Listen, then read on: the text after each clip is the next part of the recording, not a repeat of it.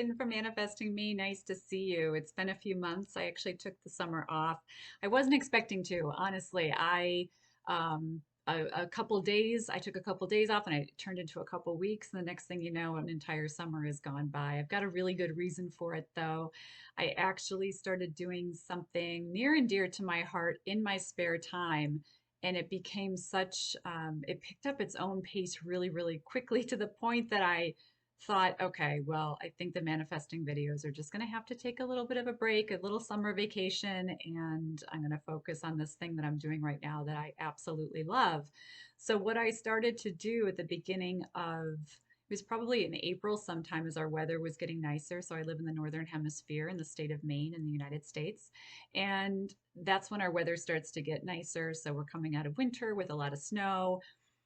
I love springtime. I love flowers. I have since I was a little kid. And I decided this year that in my spare time, when I'm not doing my day job, which I enjoy and I feel so grateful for, that in my spare time, I would start designing gardens for other people and helping them plant the gardens of their dreams and just get more color and more vibrance in their own yards. And so that's what I did.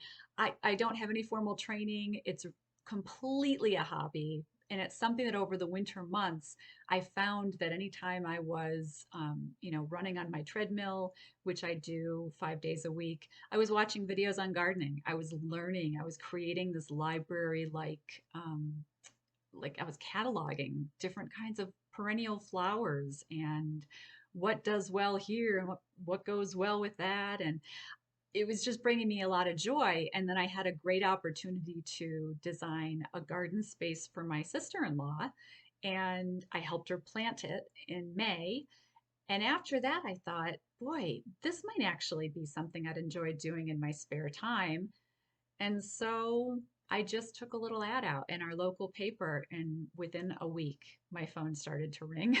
So this thing that was just like, oh, I wonder if I could, turned into, oh my gosh, one right after the other customer, and getting to design some really beautiful garden spaces for people, including, so my whole point of doing it really was I thought, gosh, I want to put an annex on one of my front gardens and just create a little more plantable room to try out some of the gorgeous plants that I'd been watching videos about all winter. And I thought if I could just pay for that with a side business, working on the weekends, perfect. That's my goal. Well, I exceeded that goal very early on, and it was like, oh my gosh, I was really coming to life every time I was interacting with somebody, talking about gardening with them, putting plants in for them. I just kept going. I said, okay, universe, how big do we want to make it this year? And, for the most part, it was just me doing it. I did have a little bit of help from a couple other people, which was really nice, but it was more sporadic. So I didn't have a dedicated team working with me. So I just kind of kept the jobs, to what I could really fit in and do myself with the resources that I had. But also, I noticed that because I was doing something I really enjoy doing, so I love, love, love flowers. Anytime I get to be around flowers, oh my gosh, my heart just expands. It feels so good. So I thought, okay, let's just see where we can take this. And the universe rushed in to greet me. And the next thing I know, like things just kept falling into place. New people kept calling me. Some customers that I worked with in the very early parts of the growing season called me midway through to have me do extra work for them. And it was just so much fun. And what I realized was when we're doing what we're meant to do, the universe just meets us there and gives us everything we need to keep doing it. And it's easy. Good feels good, bad feels bad. I've said this before, just as kind of a really basic radar for where are we in our lives? How do we make decisions about what to say yes to in life and what to say no to? If it's good for us, it feels good. If it's bad for us, it's not going to feel so good. And this just kept feeling good. And that was a wonderful, wonderful thing. So I found myself spending the past 4 months basically playing in other people's yards. How fun. in my spare time to be doing what I love doing most. And so that's where I was. That's what I was doing. And I think if as manifestors, if more of us can just allow ourselves to say yes to the things that really bring us to life. And how did I know it would be gardening? Because, you know, again, it's not like I've had formal training. It's not like I ever thought that this was something that I could do and make money at. And even if that wasn't the goal, I get my real goal was just, hey, I just want to be able to get a little extra cash and pay for this garden annex I want to put in my own yard. But I think I would have done it for free. I mean, my gosh, I actually talked to a lot of people and didn't charge them just so I could get out and talk about flowers. I mean, I love talking about plants with people, so I was giving myself an opportunity and ways to do that. So this could have been volunteering, it could have been anything. For any of us, getting in touch with what really brings us to life, I think that's so important. And again, flowers go back to when I was a kid. So for me, it was just tapping back into like, that's how I know it's something that's really deeply rooted within me as something that brings me to life. Because from one of my earliest moments when I was maybe 5 years old, I can remember smelling my first primrose, my first grape hyacinth. I can remember being mesmerized by some of the flowers in my mother's garden. And it's continued throughout my life that anytime I see a flower, my whole energy just expands. And each of us has that. You know, maybe it's music, maybe it's cooking, baking, traveling, knitting, whatever it is, we all have that thing that we've felt connected to. And whenever we've been able to tap into it or touch it, it brings us to life. And so find, if you can, figure out what that is for you. Um, and I'm somebody who is very much, I can be very goal oriented and very also, I like to do as opposed to be. So I think I've tricked myself in the past by thinking that, doing things has been my calling, doing whatever it is, running. I run, honest to God, I run not because it really brings me to life, but because it just keeps my body feeling good. It's like a maintenance thing, right?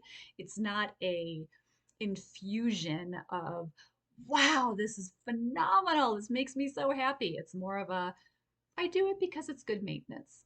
Um, and I think, figuring that out for ourselves is important. And again, the universe will meet us wherever we are. So that was a message that I wanted to share, and also just a little, hey, where have I been? The other thing I want to talk about is that I was watching a movie, which I don't do a lot, but I decided to watch The Notebook, and I didn't see it when it was in the theaters. I think it was a pretty big hit. It's got Ryan Gosling and Rachel McAdams in it. And I read the book years and years ago. So, probably 20 plus years ago, I read the book. Vaguely remember the story. I knew it was a love story. I kind of remembered that there was like kind of an emotional, heart tugging, maybe even heart wrenching part to it. And so I was a little bit leery about watching the movie because I really like to watch feel good things. But I thought, okay, well, I can just fast forward through whatever parts I don't like and just kind of watch the good parts and remind myself about the story. So I end up watching the entire movie and fast forwarded through just a few parts that I was like, I don't have to see that. I have to sit through that. I get where this is going. And then I got to the end of the movie, and the end of the movie was so sweet. I I was just blown away by the ending, and it warmed my heart and really made me feel good. And I thought, boy, what was my problem with the book? Like, why did I think the book was so maybe not as heartwarming as the movie is? Well, then just quickly Googling, it seemed as though the book had a different ending than the movie. So there was something that just said, like, why did they change the ending of the Notebook for the movie? Okay. I didn't even look up. I'm happy with myself for not even looking up what the original ending in the book was, because it very clearly dawned on me and turned into this gorgeous metaphor that I want to share with you for manifesting, which is kind of the immediate critical part of my mind thought you should be an ending purist, Megan, and you should see what the original ending was And then I immediately kind of came back into this. I believe everything is possible and that we create our own stories every day through our thoughts. We choose. And this other part of me spoke very loudly, but very beautifully as well, and said, why you liked the ending. Why not allow yourself to revel in this ending that you liked, this glorious love story?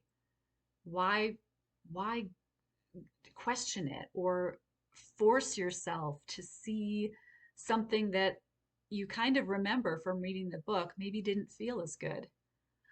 Isn't it funny as manifestors that how many of us forget that we get to choose how the story ends? We also want, and we're choosing how the story ends by how we're creating the story as we go along. It's all choosing how we think, how we view things. What is our perspective? What is our take on things? Whose good opinions are we listening to? And whose are we just saying, thank you so much, but I've got different thoughts about that? That's what this was. It was allowing myself the happy ending. How often do we allow ourselves to have an ending that feels good to us?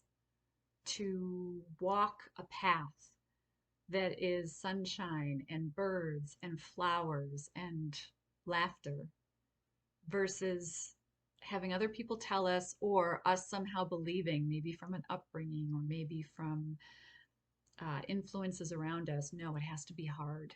There has to be heartache because that's what it's like to be human. I think we get to choose. And so I choose that happier ending that I got to see with this movie that I just out of the blue decided to watch. So, if this is something that resonates, maybe just ask yourself, where in life have I not allowed myself to know, to feel, to expect that things could end on a high note? And why? Where does that come from? And the why isn't maybe even that important because we get to choose anew every moment. So I sometimes find looking back is helpful just to give me a little bit of perspective, kind of that historical context of, oh, yeah, yeah, yeah, well, that was my upbringing. Or, there was something that happened to me when I was a kid that just changed the way I thought about certain things. Okay, so I get it. I get that now when I have little trigger moments as an adult, it's flashing me back to that point, but that's not even necessary. Looking back is not necessary to go forward into a better, more beautiful tomorrow for ourselves. So think about that. And I'm going to just keep this short for now. And for all of you who are here, I appreciate it so much.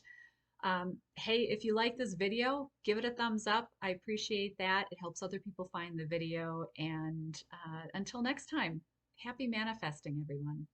Bye bye.